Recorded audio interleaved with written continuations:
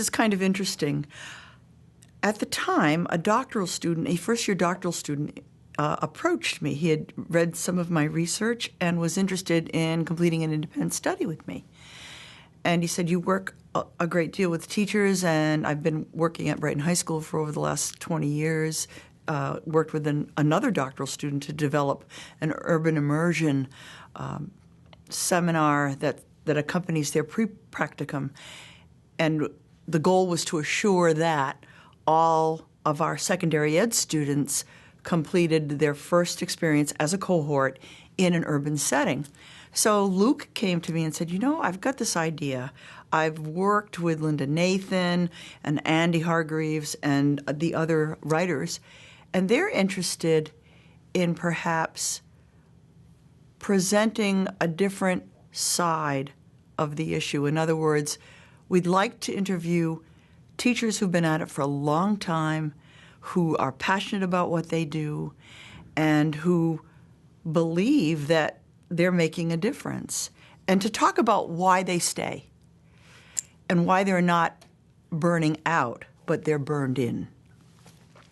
So I said, this sounds like a terrific idea. And a colleague and I, she's left now, she's at Stanford, but a colleague and I had done some research on whether or not the personal epistemology of a teacher is the same as his or her professional epistemology. And there's research that says it's not. But we believe that it's inextricably linked. So then when Luke said, well, let's take a look at why teachers stay where they are, I said, wow, we've just finished some research on this. I would love to be part of this.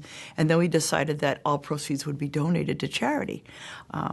So Luke, in a sense, Luke Reynolds, was the instigator of this. And I thought, how awesome and how timely, because the current state is such that with No Child Left Behind, which, by the way, was bipartisan legislation, and Race to the Top is just really elevating the notion of competition and, again, emphasizing the whole notion of a market-driven educational reform, that teachers leave. And they're expected to do so much when, in fact, there's so many infrastructural variables that impact their efficacy in the classroom. So we wanted to highlight those particular people who are immensely spiritual and reflective about what they're doing and why they continue to do it. And so he said, look, I've got some people. And I said, yeah, and I've got some ideas too. And we got together and people submitted essays, and it was marvelous. It was fun, it was truly enjoyable, and it was exhilarating. At Boston College, we're very fortunate. 98% of our graduates from the teacher ed department, if they want jobs, they get jobs. And 78% of our graduates still remain in teaching after 3 years. Also, 67% of those still remain in teaching in urban settings after 3 years, which clearly goes against the national trends. Ingersoll's research points out that there are several reasons why teachers don't stay. One, they need, especially in urban settings, they need and deserve on-site mentoring.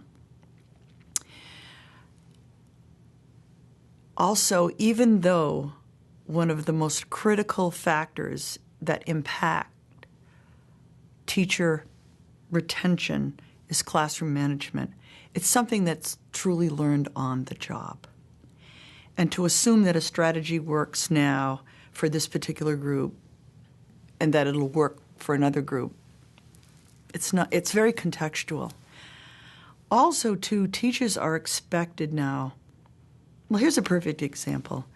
I was supervising a student teacher maybe about 15 years ago, and this is 15 years ago, in a very affluent school system.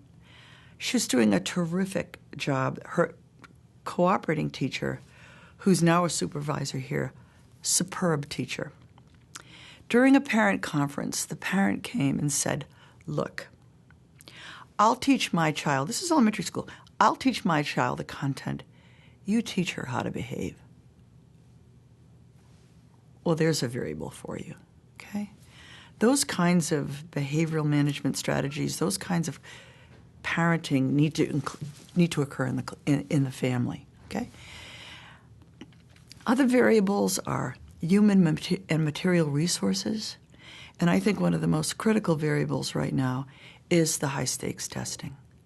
I'm all about accountability, and when standards-based reform education came into the picture about 2 decades ago, absolutely I supported it. However, the test at the time, or the assessment at the time, was going to be a comprehensive kind of assessment to find all the ways children can demonstrate what they know and are able to do. Not a paper and pencil, multiple choice, open-ended test that's given in April or May, and that is it. That's it. It's just high stakes. I've watched students take this test. I've watched moderate special needs students take this test numerous times, taking it for the 3rd time, using every strategy they know, every kind of trick in the book, trying to incorporate everything that their teachers have emphasized in their classroom instruction, knowing that those students will not pass that test and only receive a certificate of attendance rather than a high school diploma. To determine a student's essentially life chances based on one instrument is really, it's loathsome. And especially in the original intent, it was to be more comprehensive. Okay?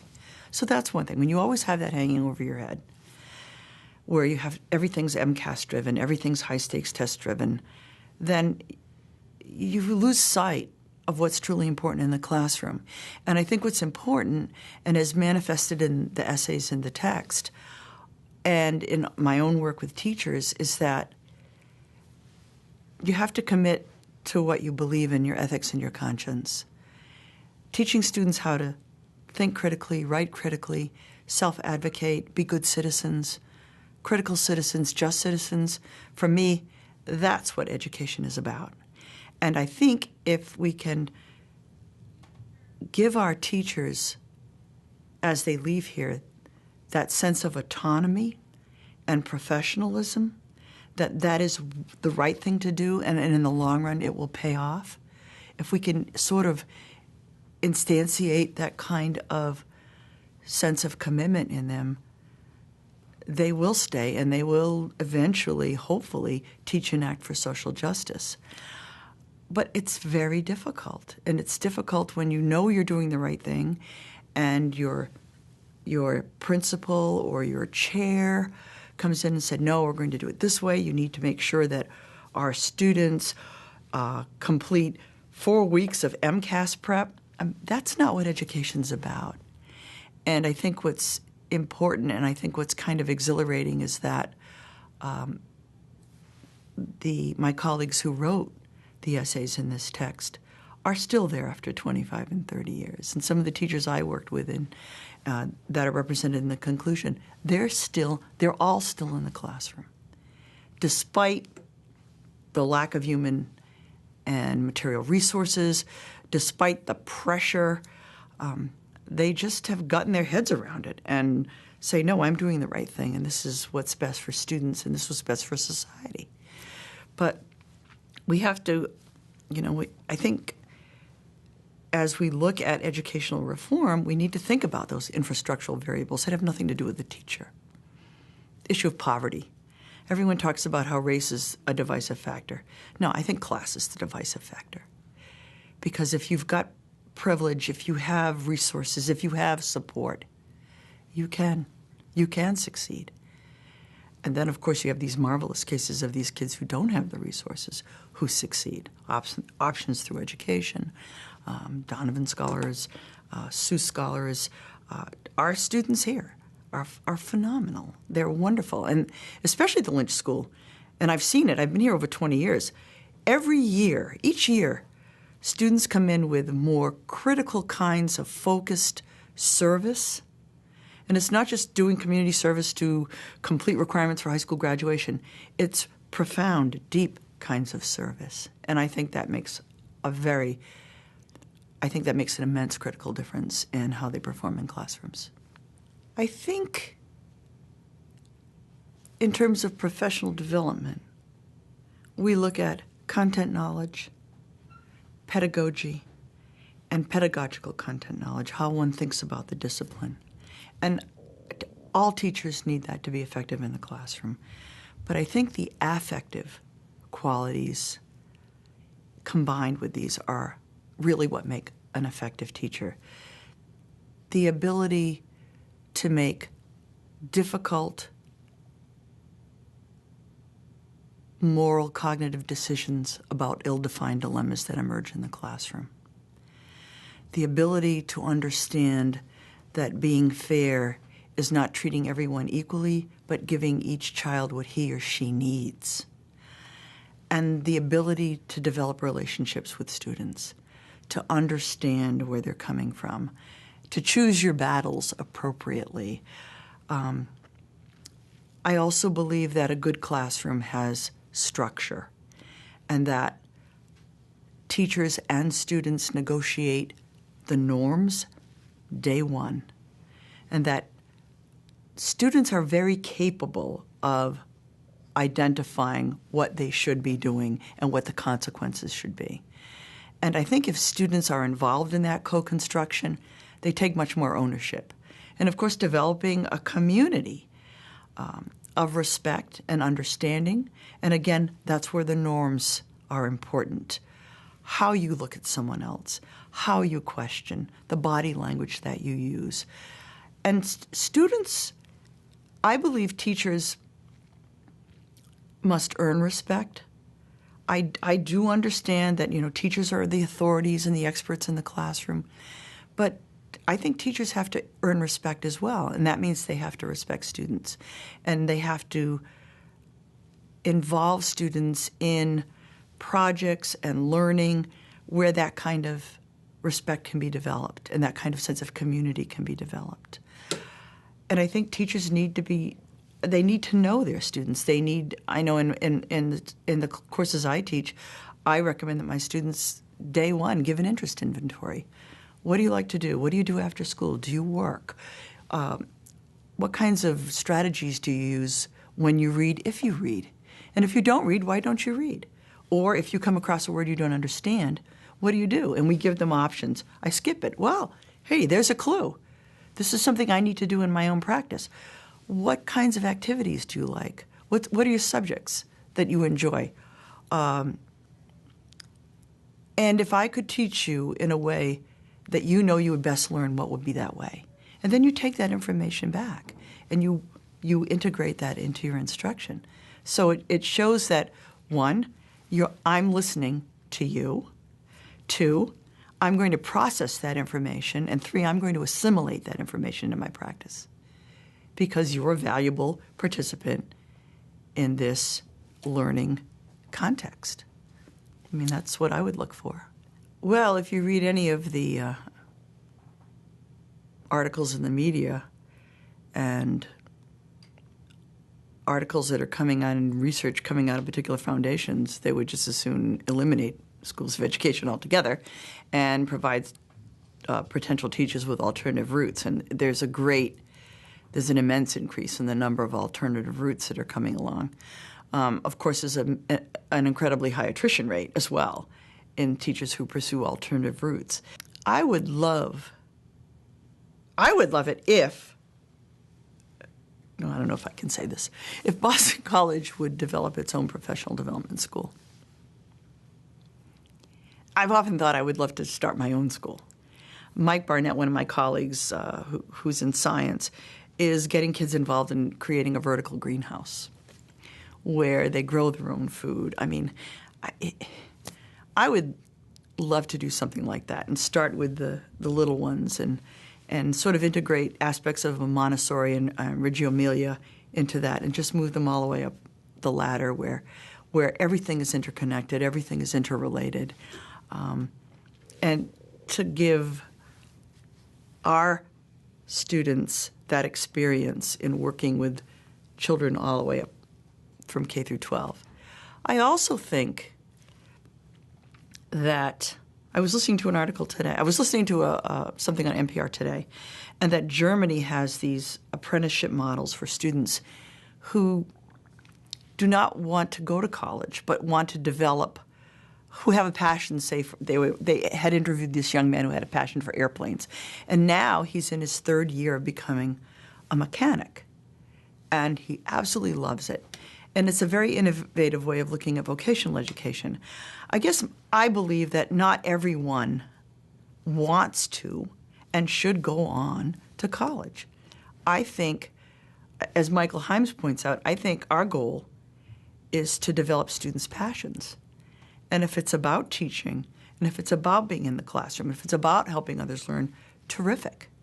If it's about developing a craft, then let's hone that as well. Schools of education, yeah, we could use with a lot less top-down governance. We could, if we would treat teachers as professionals and the experts that they are, I think we would be much better off. I mean, it's about doing the right thing in the classroom. And that's a very difficult balance, especially for new teachers, especially if they're in a school and they want to make sure that they get professional status.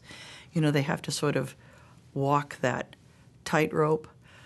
I mean, our goal at BC is to get our potential teachers to be activists and to do it in a diplomatic way and to use data to support the kinds of assertions they have about changing instruction, et cetera. But that's a very difficult tightrope to navigate. And we have more legislation that's demanding more time. We see the issue with the Boston teachers right now, where they voted down the contract to extend the day with an 8% raise over 6 years.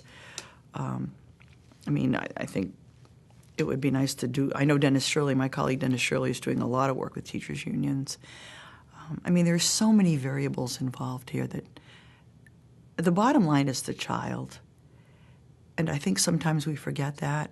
And I think even though No Child Left Behind theoretically sounds marvelous, how can you leave a child behind, right? And how can you not involve everyone in the race to the top? But the bottom line is developing the talents and skills and passions of the children in the classroom to make them contributing, productive, and critical citizens. It's not easy when someone's telling you what to do all the time. This is really comical. I'll tell you why. Because when I was an undergrad, I was a double major in zoology and English. No intentions of becoming a teacher. I didn't like high school. I didn't even like college. There was no way on God's earth I was going to go into a classroom. I just didn't want to do it.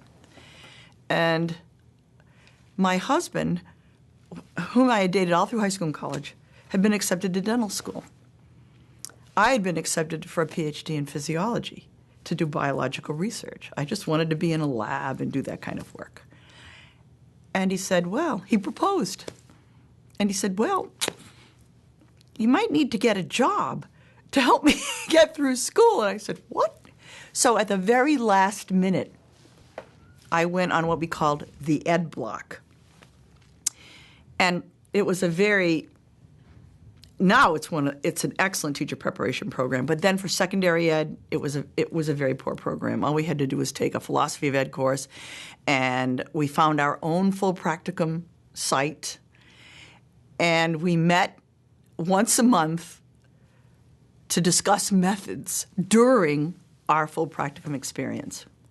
So I found my place at South Hadley High School in Massachusetts, taught 5 sections of biology and 2 sections of chemistry, walked into the classroom and absolutely loved it. It was one of the best things that could have happened.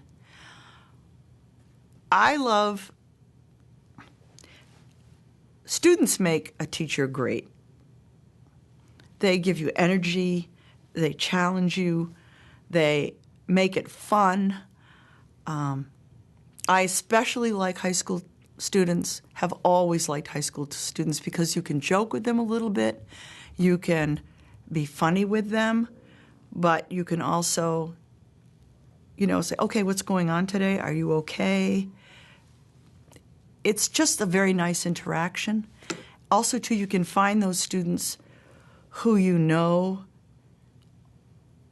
have other ideas, and you can cultivate that. I think that's what I like the most about it.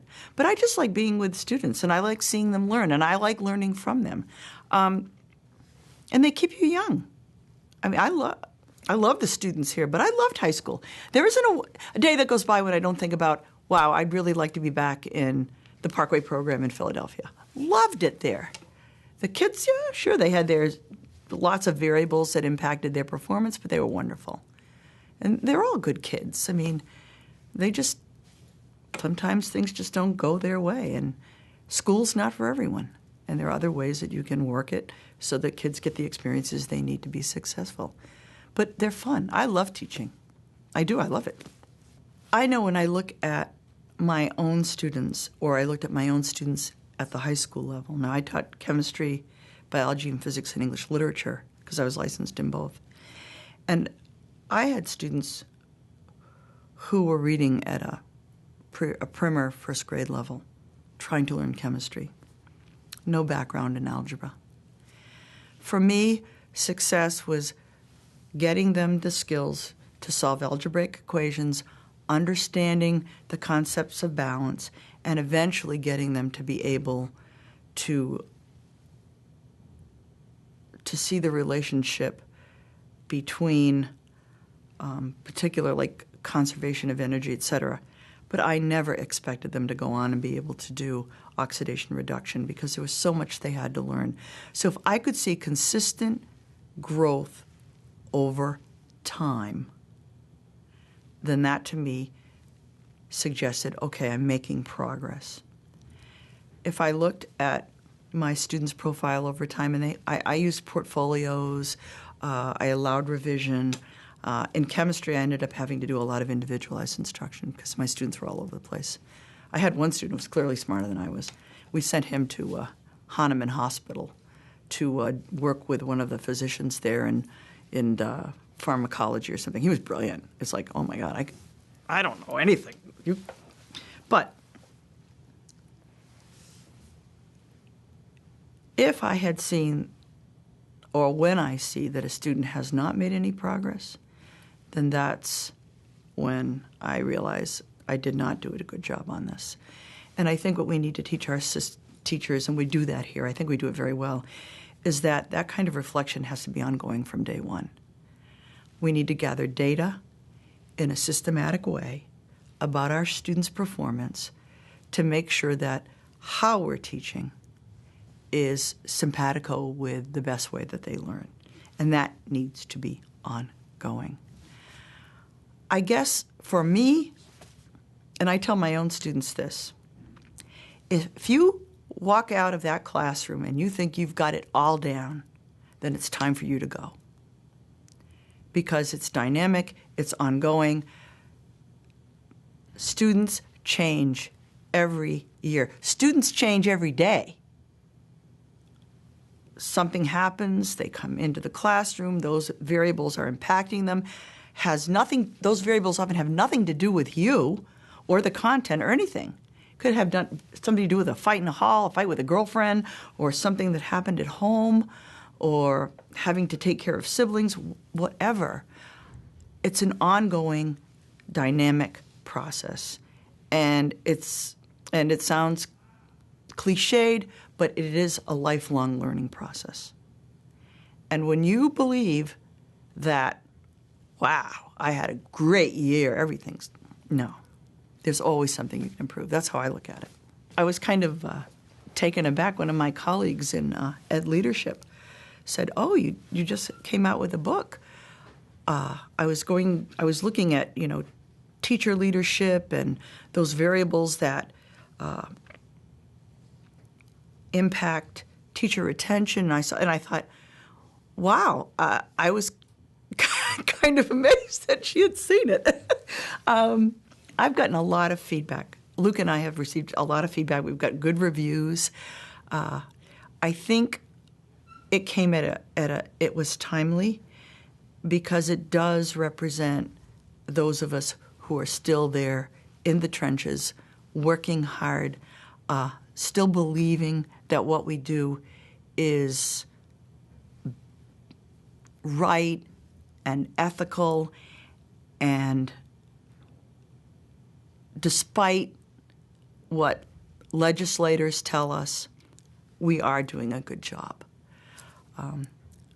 Teaching has become so deprofessionalized, so devalued.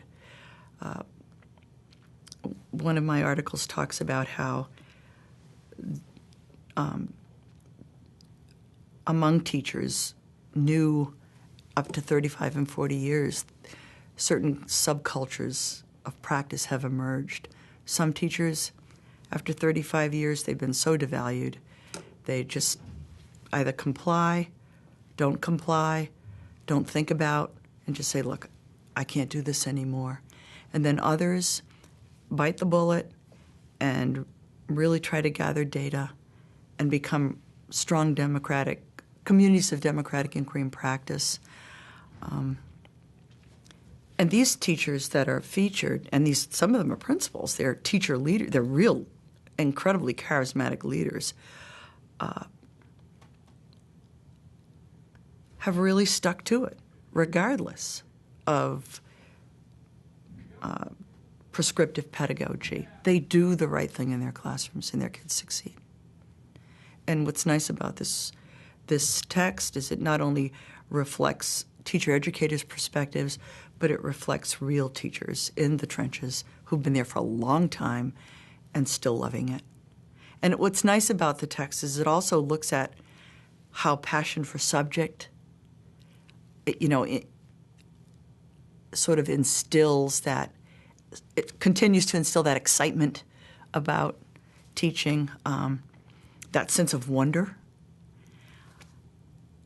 I think it's important. It keeps us alive. And questions that students pose, I mean, it's just marvelous to look at the world through their eyes. Sometimes it's not so marvelous. Sometimes it's immensely depressing. But we have to get through that. It's difficult.